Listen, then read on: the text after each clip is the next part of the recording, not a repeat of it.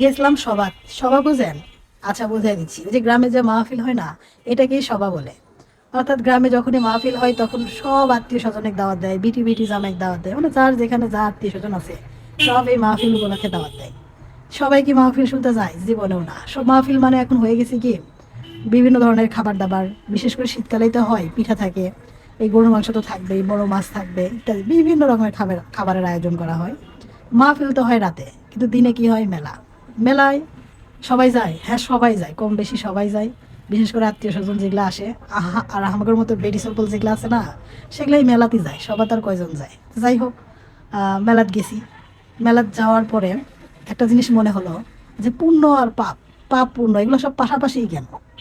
এই যেমন ধরেন যে ধরেন মাহফিল হচ্ছে, এটা যে পুণ্যের কাজ, আবার মেলাও দিয়ে রাখছে।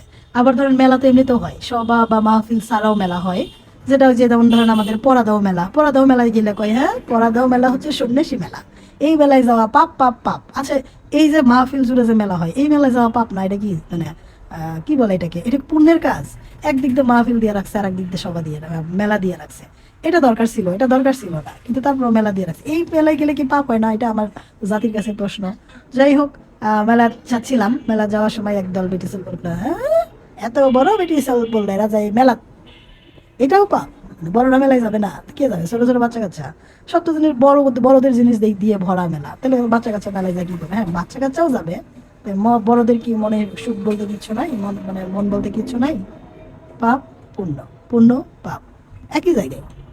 আবার দেখলাম যেখানে মাহফিল বা ওয়াজ হচ্ছে ওখানে লোকজনই নাই, সব মেলা ভরপুর। তাহলে আসলে মাহফিলের আয়োজন করছে না মেলার আয়োজন করছে? কোনটা ভাই, কোনটা?